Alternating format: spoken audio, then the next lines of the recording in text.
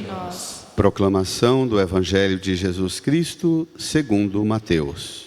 Glória a vós, Senhor.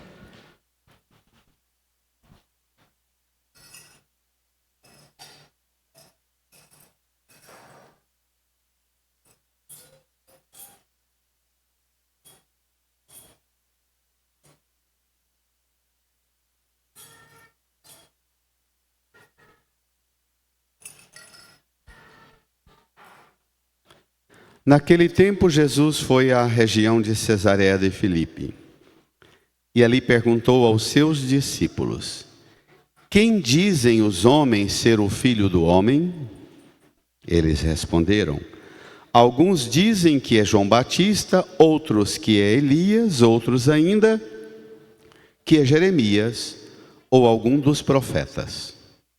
Então Jesus lhes perguntou: e vós, quem dizeis que eu sou?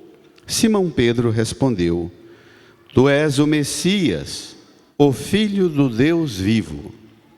Respondendo, Jesus lhe disse: feliz és tu, Simão, filho de Jonas, porque não foi um ser humano que te revelou isso, mas o meu Pai que está no céu.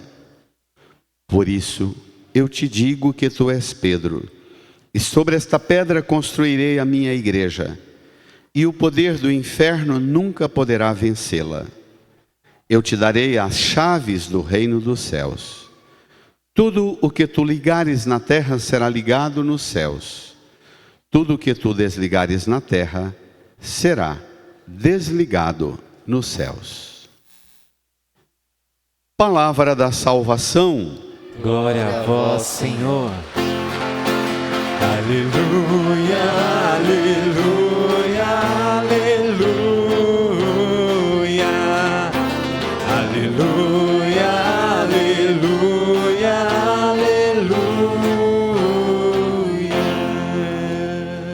Sentados num tempo de silêncio, nos recolhemos em oração. Também vocês, crianças, peçamos ao Divino Espírito Santo que venha em nosso auxílio e nos conduza no esforço agora para compreender a palavra, interpretar a palavra e aplicá-la para que ela se torne um acontecimento, uma ação de Deus em nossa vida. Rezemos.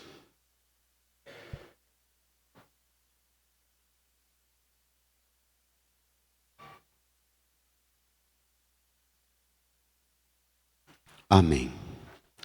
Queridas irmãs e irmãos, a igreja celebra hoje, no domingo mais próximo do dia 29 de junho, a festa, a solenidade dos apóstolos e mártires São Pedro e São Paulo.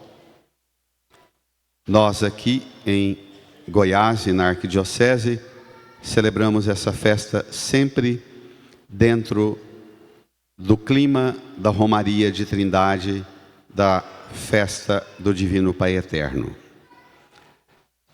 A celebração deste mistério da vida dos dois apóstolos e dois mártires dá-nos a oportunidade de responder a uma pergunta importante que o Evangelho apresentou domingo passado no relato de Lucas e apresenta hoje no relato de Mateus. Uma pessoa desatenta, uma pessoa preguiçosa na relação com a palavra de Deus, mesmo em meio a nós padres, hora outra a gente escuta alguém que diz: ah não, o que é que eu vou pregar hoje se esse evangelho já caiu domingo passado? Não tem mais novidade nenhuma.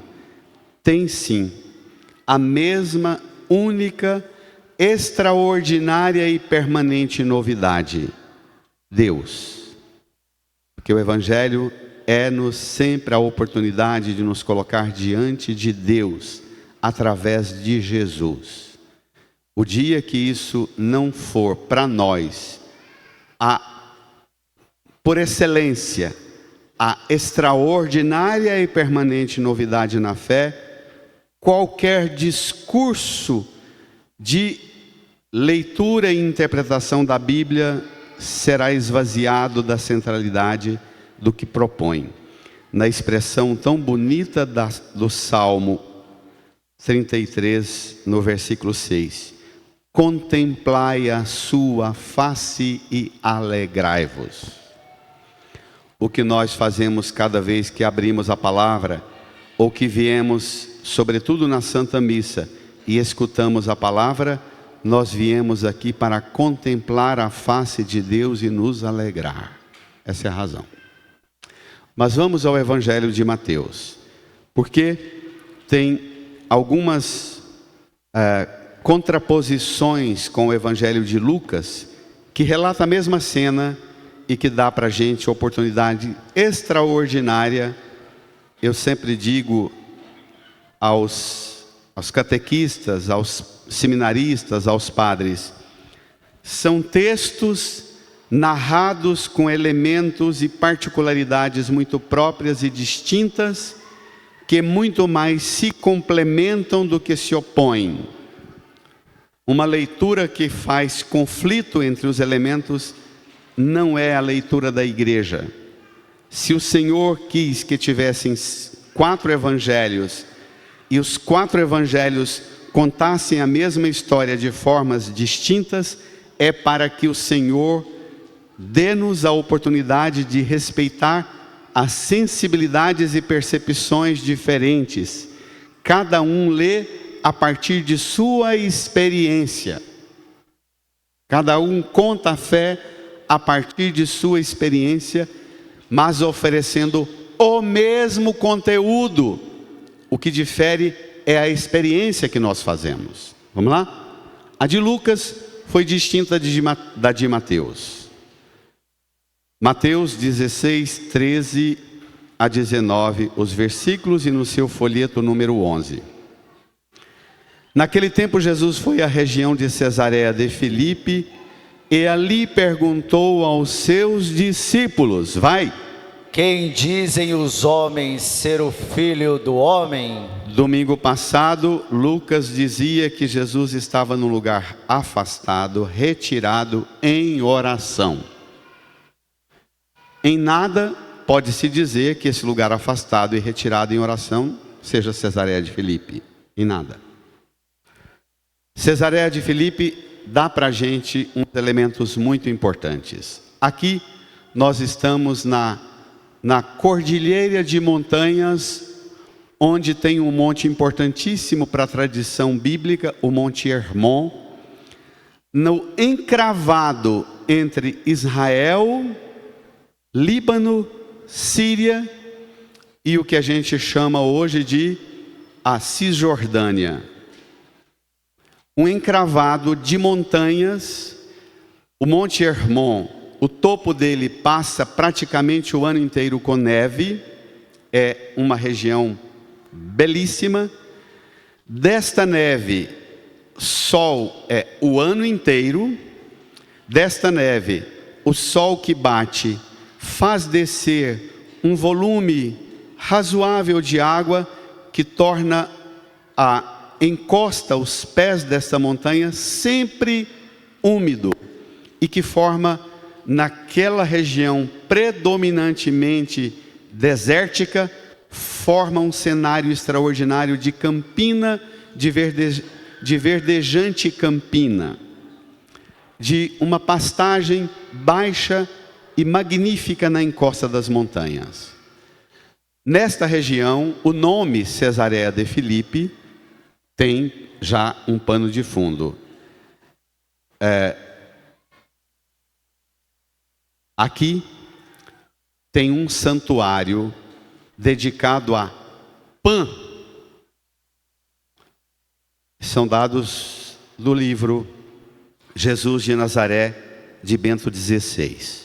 Um santuário dedicado a um Deus chamado de Pan.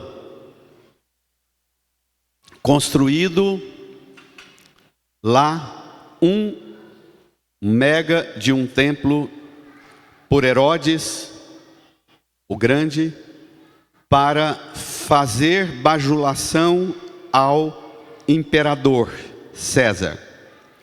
E mais tarde é reformado o santuário e acrescentado Filipe para o filho do próprio rei, Herodes. Então, você vê que é uma terra fértil, uma encosta de campina, de pastagem muito fecunda, onde tem as nascentes do rio Jordão, que desemboca no mar da Galileia, e depois o rio Jordão, que desembarca no Mar Morto, desemboca. Mas aqui tem uma particularidade importantíssima. Muito próximo desta Cesareia de Filipe, a cidade que tem também um templo, tinha um templo magnífico de pedra branca pura, de mármore branco, que na montanha de tom areia e a campina verdejante, de longe você enxergava o esplendor daquele templo ao imperador e ao filho do rei. Bem perto há, ainda até hoje, uma caverna. No fundo desta caverna corre uma água cristalina, o ano inteiro, água puríssima. E nesta caverna, com esta água cristalina e a pastagem bem de frente, é o melhor dos abrigos para um pastor levar o seu rebanho. Esse Deus Pan é o Deus dos pastores e dos rebanhos. Ora, chamado por diferentes tradições, muitos povos e culturas ocuparam esta região. O período longo e mais ambicioso da dominação helênica dos gregos, que deram esse nome de Pan ou Dan, a divindade pagã que cuida dos pastores e dos rebanhos, a fonte de Bânias. Por que é que eu estou falando isso? Porque Jesus vai se apresentar no Evangelho de João de o bom pastor, e nós, a igreja, o rebanho. Ele está diante da gruta, da caverna, um excelente abrigo para os rebanhos, que tem água permanente o ano inteiro e uma pastagem vigorosa, com um templo suntuoso e uma cidade, Cesareia de Filipe, para o imperador e para o filho do rei. Aqui é o contraste explícito entre quem é Jesus na condução dos apóstolos da igreja e quem são os reis e poderosos deste mundo, e o que é a criação com o esplendor e a fartura e a riqueza que ela oferece. Prestemos atenção nessa sequência: Jesus e a igreja, os donos do mundo, César, Filipe, Herodes, e a riqueza natural da criação, da gruta, da caverna, do abrigo, da água e da pastagem verdejante. Como é que nós nos situamos diante destas realidades? A pergunta fundamental: diante disto, da riqueza da criação, dos grandes poderosos deste mundo e de Jesus e dos apóstolos, a pergunta é: quem dizem os homens ser o Filho do Homem? No Evangelho de Lucas, Jesus perguntava diretamente: quem dizem os homens que eu sou? Em Mateus, Jesus já pergunta dando a resposta, porque o texto de Mateus já quer corrigir aqui uma falsa interpretação, dizendo que Jesus poderia ter crise e não saber quem ele era. Na pergunta, Jesus já diz quem ele é. Quem dizem os homens ser o Filho do Homem? Ele se apresenta com um título messiânico dos livros apocalípticos do Antigo Testamento, dando a si também um título profético de Jeremias e Ezequiel, dando a si o título de com F maiúsculo e H maiúsculo, o Filho do Homem, um título suntuoso da figura messiânica que viria realizar uma intervenção na Palestina, no território de Israel, e reconstruir a unidade daquela porção de um povo, de uma comunidade machucada e ferida há milênios e há séculos. Vamos lá? Eu sei que é muita informação, mas eu peço imensamente ao Divino Espírito Santo que não deixe você desperdiçar a riqueza desses elementos que eu apresentei, porque isso é decisivo para o que vem. Vamos lá? Versículo 14. Eles responderam: alguns dizem que é João Batista, outros que é Elias, outros ainda que é Jeremias ou algum dos profetas. Em Lucas não aparece Jeremias, em Mateus aparece Jeremias. Mas toda resposta na linha profética. Jesus é o Messias ou Jesus é o profeta? O Messias é o que age em nome de Deus. Profeta é o que fala em nome de Deus. É diferente? Muito diferente.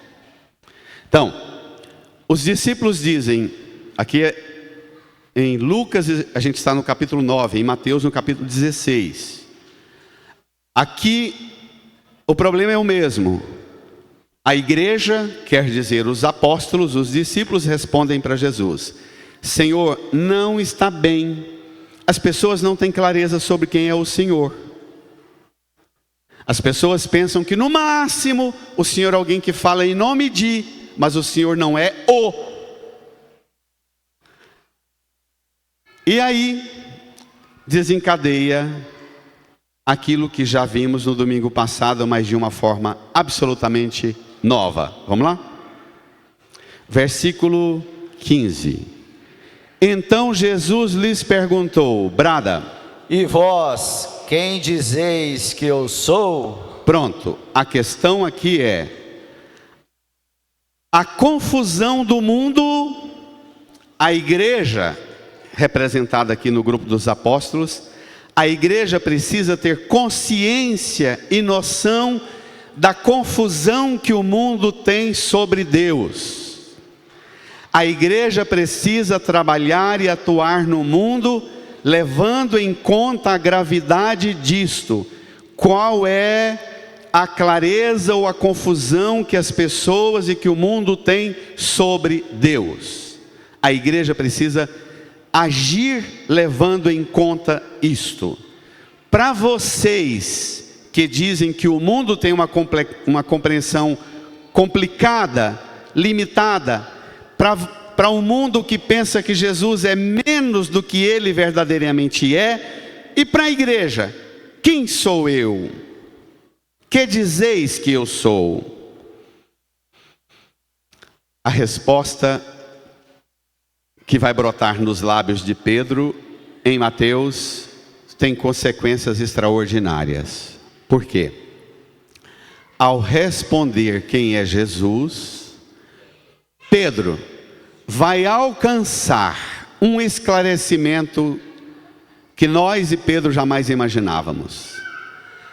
Quem tem clareza sobre quem é Jesus, quer dizer, quem é Deus, tem clareza sobre quem é você, tem clareza sobre o que é a igreja e qual é a razão da igreja no mundo.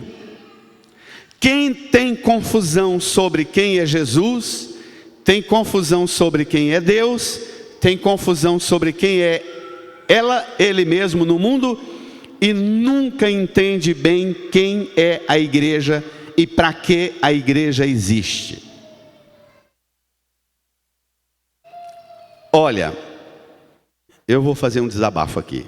Vem comigo na oração da missa de hoje, número 6 do folheto. De tanto a igreja escutar nas rodas de conversa dos católicos inclusive dos católicos mais velhos, idosos, uma confusão gravíssima na catequese, por parte dos catequistas, por parte de nós pregadores e por parte do povo. A igreja corrigiu no missal, na nova versão do missal, a igreja corrigiu a conclusão das orações. A oração diz assim, vamos ler juntos? Ó Deus, que hoje nos concedeis a santa alegria de festejar os apóstolos São Pedro e São Paulo. Dai a vossa igreja seguir em tudo os ensinamentos destes apóstolos, que nos deram os fundamentos da fé. Agora vem a novidade que eu queria dizer. Preste atenção. O sofrimento nosso é em rodas informais de conversa, na família, na festa junina, numa conversa de corredor, num comentário aleatório, numa refeição na casa de alguém. Alguém vai comentar sobre Jesus e diz assim: mas Jesus pôde fazer tal coisa porque Ele é o Filho de Deus, Ele é o Filho do Pai Eterno. E hora outra, a gente escuta alguém dizer: mas Ele é Deus também, e remete ao Padre. Não é Padre. Ao remeter ao Padre, dizendo não é Padre, ela traz em si uma dúvida. Minha gente, não tem coisa mais trágica que um cristão que não tem clareza sobre quem é Jesus. E a igreja, para corrigir esta linguagem absurda de não entender quem é Jesus na completude do que Ele é, a igreja corrigiu a conclusão, o que a gente chama de doxologia, a conclusão da oração. Depois de fazer a proclamação, quem é Deus, os apóstolos, conclui dizendo: por nosso Senhor Jesus Cristo, vosso Filho. Epa, presta atenção. Por nosso Senhor Jesus Cristo, vosso Filho, que é Deus. Que é Deus. E convosco vive e reina na unidade do Espírito Santo. Vai. Por todos os séculos dos séculos. Jesus é Deus. Vimos isso no domingo atrasado, no mistério da Santíssima Trindade. Com o Pai e o Espírito, 3 pessoas, um só Deus. Não 3 deuses, mas uma só pessoa, em 3 pessoas, na mesma majestade e igual dignidade. Jesus é Deus. O Filho é um título da segunda pessoa da Santíssima Trindade, mas com o Pai e o Espírito são 3 pessoas, um só Deus. Pedro responde, vamos lá? Quando Jesus pergunta no versículo 15: e vós quem dizeis que eu sou? Pedro responde o que todo cristão deve responder o resto da vida, e não precisar perguntar: não é padre, não é pai, não é mãe, mas responder com convicção, proclamando com firmeza. Olha o que Pedro responde, versículo 16: Simão Pedro respondeu: brada, tu és o Messias, o Filho do Deus vivo. Tu és não um profeta que fala em nome, mas tu és o Messias que age, que o Messias, o enviado, o ungido, o Christos. Tu és o Messias, o enviado, o Filho do Deus vivo. Pedro põe em Lucas, não sei se alguém se lembra bem, Pedro respondia: tu és o Cristo de Deus, que é o mesmo que Messias. E Pedro acrescenta em Mateus um título do Messias: o Filho do Deus vivo. Em Mateus a resposta é mais ampla, do ponto de vista teológico. É como se Mateus tivesse escrito, como se não. É porque Mateus escreveu o evangelho dele e as pessoas na comunidade dele precisavam de uma resposta mais ampla, mais teológica. E Mateus responde de forma mais veemente, amplia a visão. Quem é Jesus, o Messias? Aquele que age, é o Filho de Deus, que com o Pai é Deus mesmo. Quando fala que é o Filho de Deus, na linguagem teológica, como na linguagem jurídica, significa o quê? É o dono da casa, é o responsável também pela herança, pelo patrimônio, é dele também todas as coisas que pertencem a Deus, pertencem a ele também.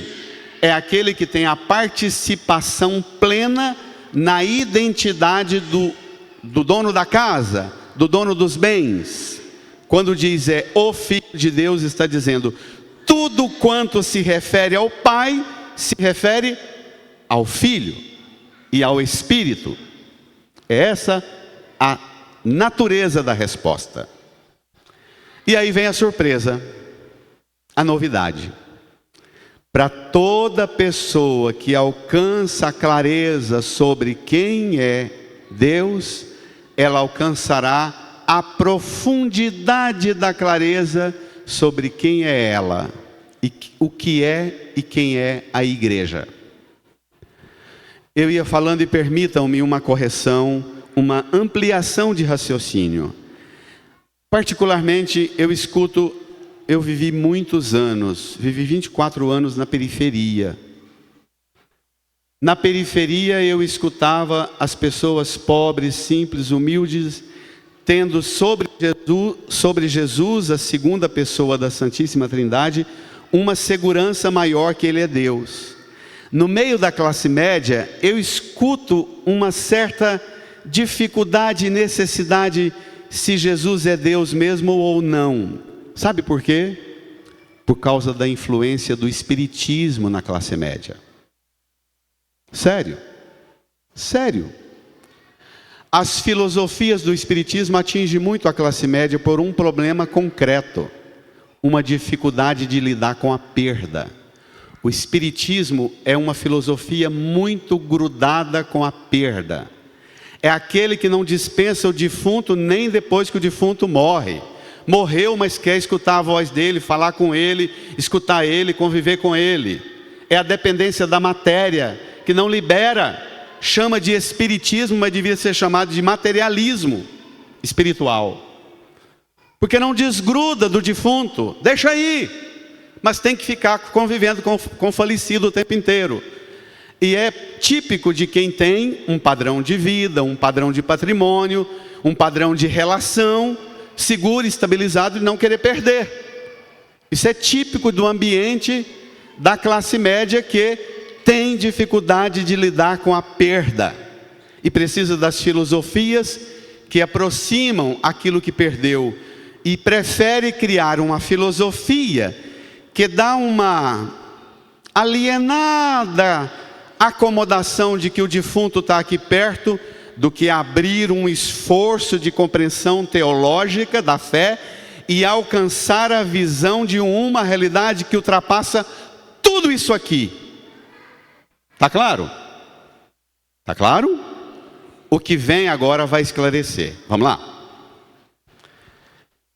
Quando Pedro diz, tu és o Messias, e aponta para o céu, o Filho do Deus vivo, Pedro aponta para o céu, o Filho do Deus vivo. Jesus responde para Pedro, apontando para Pedro quem ele é e apontando para baixo. Vamos ler?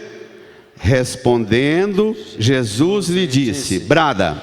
Feliz és tu, Simão, filho de Jonas, porque não foi um ser humano que te revelou isso, mas o meu Pai que está no céu. Pronto.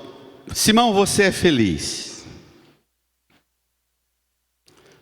Porque, mesmo sendo filho de Jonas, aponta para baixo, mesmo sendo filho de Jonas, conheceu o pai, conheceu a mãe. O que você sabe sobre mim não vem de sangue e da carne. Paulo aos Gálatas desenvolve essa teologia longamente. O que você sabe não vem da carne, não vem do sangue. Não é herança e patrimônio de costume e tradição religiosa dentro de casa. O que você sabe sobre mim não foi um ser humano que te revelou isso. O que você sabe sobre mim, a fonte sua, Simão Pedro, é meu Pai que está no céu.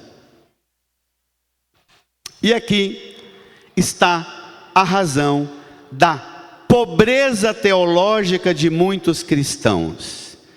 Se perguntar qual é a fonte, o que você sabe de Jesus, qual é a fonte, vai citar livros, vai citar videozinhos curtos, na maioria idiotas da internet, de opiniões, mas não vai citar o que eu sei de Jesus, quem me revelou, é a íntima experiência que eu tenho com o Pai Eterno, na oração, porque quando eu abro a Sagrada Escritura, eu tenho a graça, a palavra de Deus, eu tenho a graça de encontrar Jesus, e lendo a Escritura, conhecendo Jesus, Jesus me leva ao Pai, chegando diante do Pai, eu descubro quem eu sou, e recebo do Pai e de Jesus o Espírito Santo, e me torno um instrumento de Deus no mundo, porque vai, reage.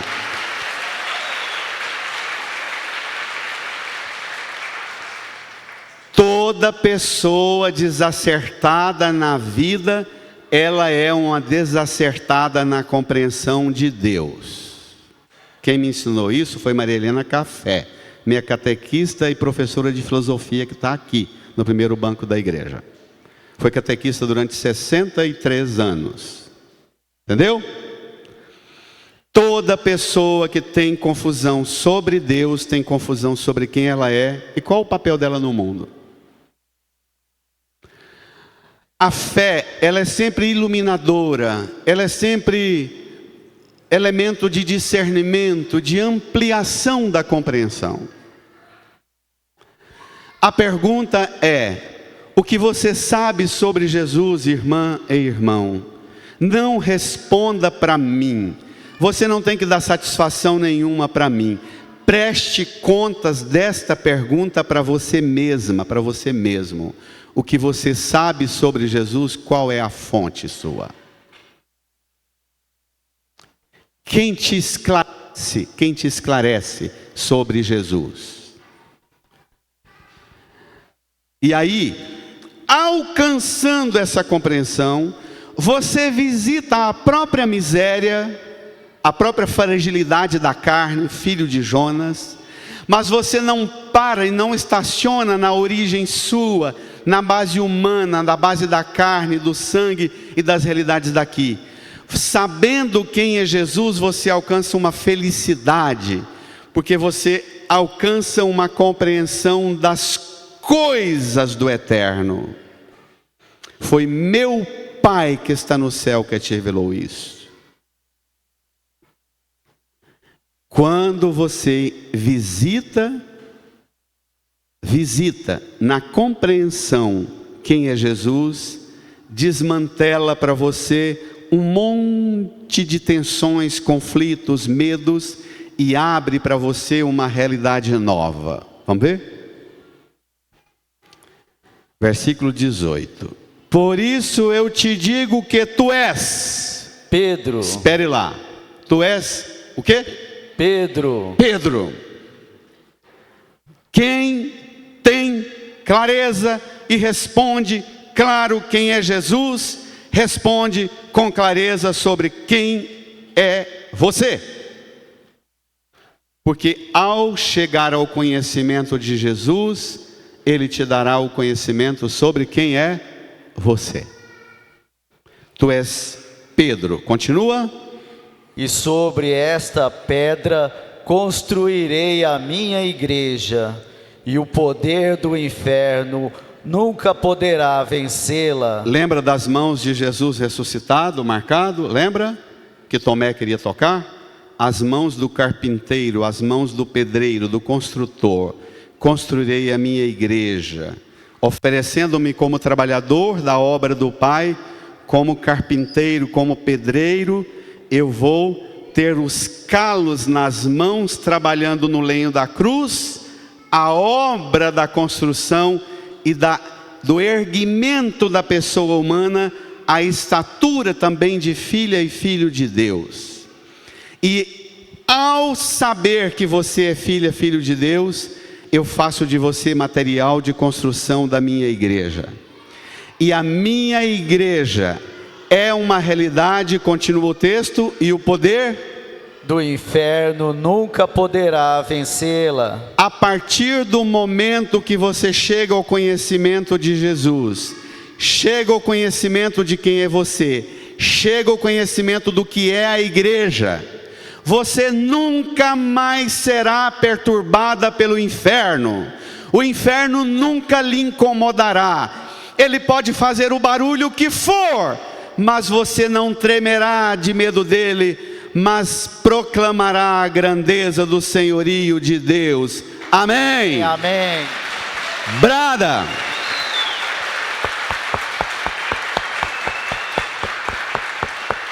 Diante de Cristo, a igreja sabe do poder de Cristo e sabe que o barulhão do capeta e do inferno é nada diante da voz suave do Pai, que te ama e te oferece Jesus para te resgatar e dar a você a graça de ser igreja que proclama as maravilhas de Deus.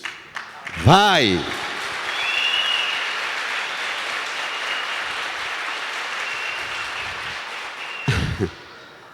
Não pense numa ilusão religiosa alienada que você viverá neste mundo, pensando que o mal não existe, que você não escuta mais nenhuma notícia ruim, que o mal não existe, que as coisas do mal não existem.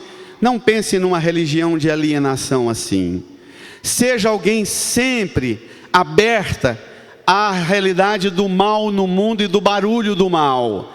Mas ao escutar o barulho do mal e oferecendo-se como material de construção da igreja de Cristo, você mesma é material de enfrentamento do barulho do mal, até o dia em que, através dos discípulos e discípulas de Cristo, Ele abrigará o mundo inteiro nele mesmo, e o mal será silenciado, e o inferno não vai fazer nem chiado.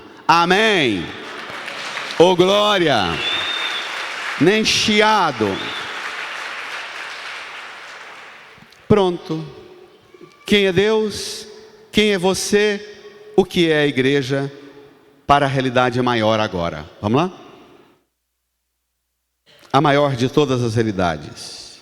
Versículo 19. Eu te darei as chaves do reino dos céus. Espere lá. Eu te darei as chaves dos reinos dos céus. Não é a chave da igreja, a chave da sacristia, a chave do cofre da igreja. Não é a chave das salas da igreja, mas as chaves do reino dos céus. Tudo no plural, porque não tem limite. Porque é uma vastidão, desculpe aí a agressividade linguística, é uma vastidão tão vasta que não dá para usar no singular. As chaves do reino dos céus. E é isso que Jesus veio. Ele veio para abrir-nos não a glória das riquezas do mundo, as pastagens, as montanhas, a riqueza dos rebanhos comendo uma graminha verde, a caverna com o templo dedicado ao Deus Pan, a fartura e bênção dos rebanhos, a fonte lá dentro da caverna que abriga o rebanho à noite ou nas intempéries climáticas. Jesus não veio para dar-nos os reinos e a riqueza deste mundo, não veio para dar-nos a submissão aos Césares e aos Filipes e Herodes deste mundo. Jesus veio para dar-nos a identidade de filhas e filhos de Deus e fazer de nós participantes do reino dos céus. Amém, igreja? Vai!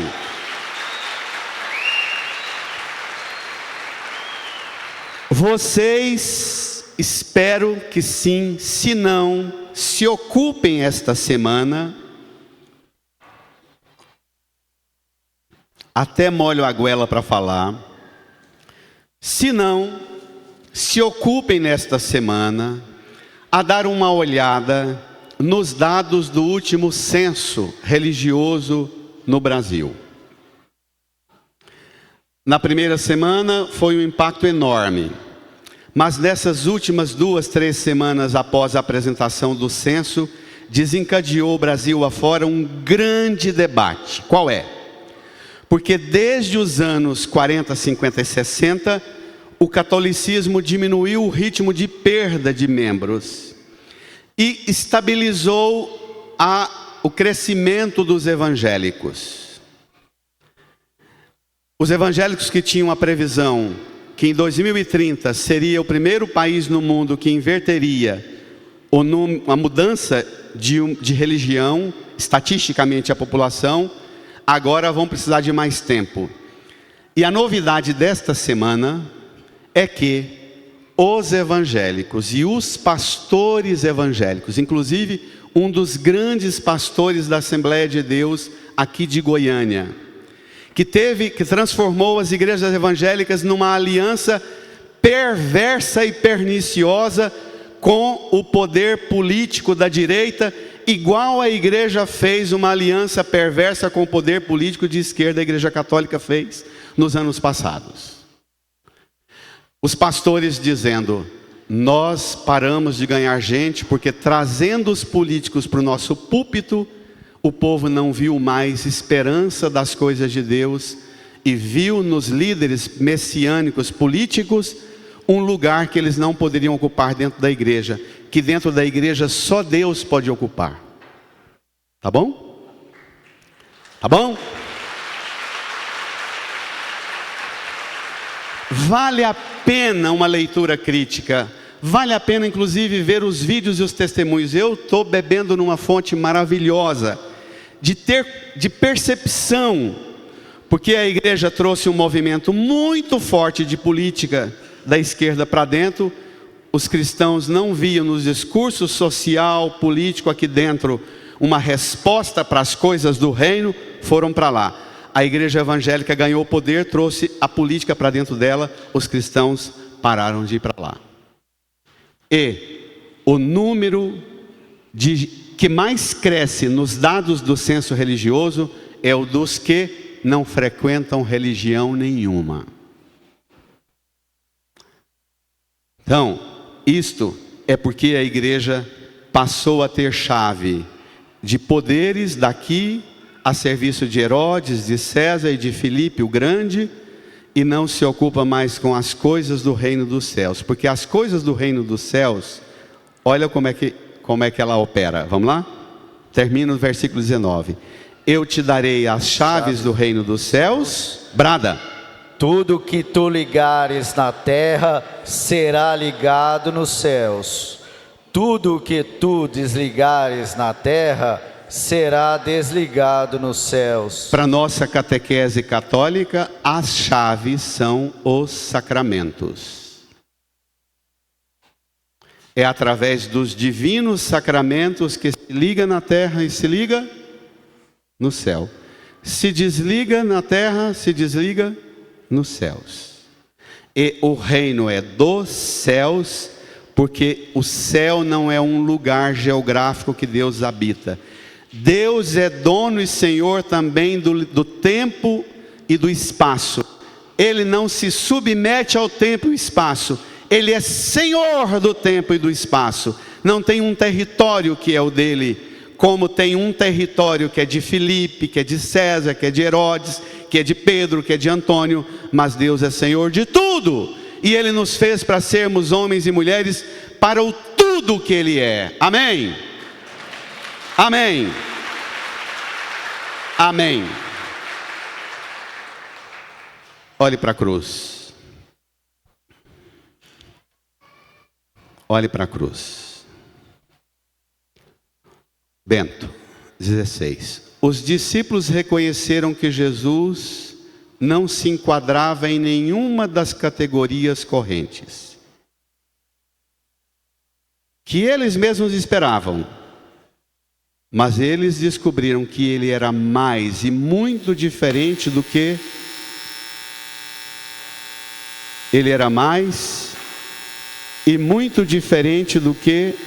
um dos profetas. Os discípulos descobriram que ele era mais e muito diferente do que um dos profetas, ou um Messias político dos poderes deste mundo. A partir do encontro com Jesus, diante dos atos poderosos de Jesus, do poder de perdoar pecados, da soberania de Jesus na pregação, da sua relação corajosa de dizer que as tradições judaicas não garantiam mais o vínculo com Deus, mas era preciso inaugurar um novo modo de relação com Ele.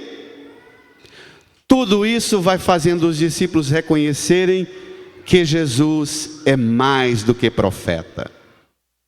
Moisés falava com Deus face a face. Jesus, porém, é Deus. Os discípulos agora não falam com Deus, mas andam com Ele, comem com Ele, tocam-no e são tocados por Ele. É nessa realidade que torna verdadeira a afirmação de Pedro: Tu és o Messias, o Filho do Deus vivo. Mas aquele que Tomé diz: Eu quero tocar o seu lado e sua mão. E Tomé tocou, e Tomé também disse: Meu Senhor e meu Deus. Amém. Incline a sua cabeça. Peça de Jesus a graça. Peça de Jesus a graça de ampliar sua visão na fé, de alcançar você por uma compreensão mais ampla sobre quem é Deus, sobre quem é Jesus, o Pai e o Espírito Santo, sobre quem é você.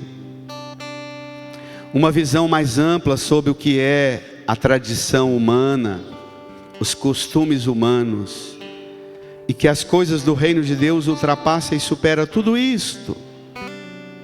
Que você é filho de Deus, chamado também a participar das coisas do reino dos céus. Abra seu coração e seu desejo de fazer parte deste reino, que Jesus liga você na terra e liga você no céu. Fale com Ele, põe a mão no seu coração, abra seu coração e peça dele a graça de tirar tudo que torna para você difícil esse salto, esta compreensão que as opiniões do mundo não davam conta de alcançar, pensando que Jesus era menos. Que você não pense nunca que Jesus é menos do que Ele é. Fale com Ele. Senhor, eu sei que é teu este lugar, todos querem te adorar, toma tua direção. Senhor, vem, ó Santo Espírito, os espaços preencher, reverência à tua voz, vamos fazer. Podes reinar, podes reinar, Senhor Jesus, ó sim. O teu poder, teu povo sentirá. Que bom, Senhor, saber que estás presente aqui.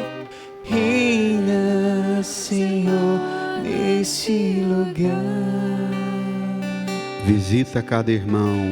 Visita cada irmão, ó meu Senhor. Dá-lhe paz interior. Dá-lhe paz interior. E razões para te louvar. Razões para te louvar. Desfaz toda a tristeza. Desfaz toda a tristeza. Incerteza, desamor. Incertezas, desamor. Glorifica o teu nome, ó meu Senhor. Pode reinar. Podes reinar. De pé. Senhor Jesus, ó sim, O teu poder, o teu poder, teu povo sentirá. que bom Senhor. Que bom, Senhor, saber que estás presente aqui. Reina, Senhor, nesse lugar. Estenda sua mão aqui para a cruz. Reze comigo, Senhor Jesus. Como Pedro e os apóstolos, eu também hoje afirmo a minha fé. Afirma a minha fé. Tu és o Messias, o Filho do Deus vivo. És Deus mesmo, És Deus mesmo, com o Pai e o Espírito.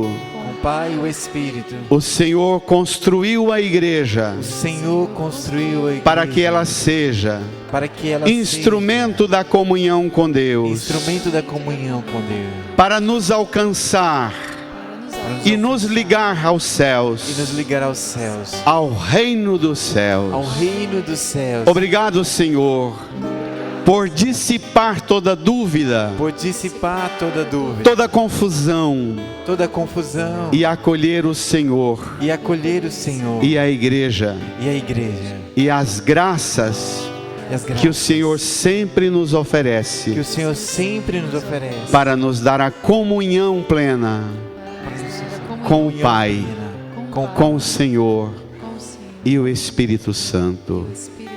Obrigado, Jesus, Obrigado, Jesus, por nos alcançar por nos alcançar na compreensão sobre Deus, sobre Deus, sobre nós, sobre nós, sobre a igreja, sobre a igreja. sobre o reino dos céus. Obrigado, Jesus. Obrigado. Põe a mão no seu coração e fale com Jesus e renove sua alegria de fazer parte desta comunhão, ligado na terra, ligado no céu. Agradeça a Jesus, louve a Jesus.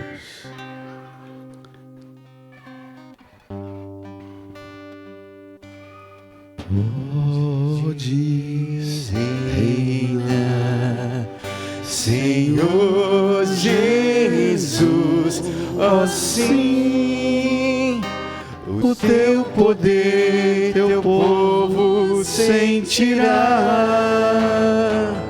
Que bom, Senhor, saber que estás presente aqui. Reina, Senhor, nesse lugar. Olha o que eu vou pedir. Jesus está em você, mas Jesus está na igreja que o inferno não vence. E a igreja é comunhão de pessoas, é relação de pessoas. Então abrace cantando: Reina, Senhor. Nesse Abrace quem está do seu lado cantando: Reina, Senhor, neste lugar. Reina, Senhor, neste lugar. Canta. Reina, Senhor, nesse lugar. Para terminar, brada. Reina, Senhor, neste lugar. sem nenhuma confusão, brada uma salva de palmas e um grito para Jesus. Brada! Vai, Célio, reage, Célio, vamos! Para Jesus. Palmas pro Senhor, palmas pra Jesus, palmas pro Senhor. E com firmeza de dois mártires, que professaram a fé também, morrendo pela fé, professemos: creio em Deus Pai Todo-Poderoso, Criador do céu e da terra, e em Jesus Cristo, seu único Filho, nosso Senhor, que foi concebido pelo poder do Espírito Santo, nasceu da Virgem Maria, Pôncio Pilatos, desceu à mansão dos mortos, ressuscitou ao terceiro dia, subiu aos céus, está sentado à direita de Deus Pai Todo-Poderoso, donde há de vir a julgar os vivos e os mortos. Creio no Espírito Santo, na Santa Igreja Católica, na comunhão dos santos, na remissão dos pecados, na ressurreição da carne, na vida eterna. Ligados na terra, ligados no céu, ofertemos no altar nossa vida como hóstia pura, cantando: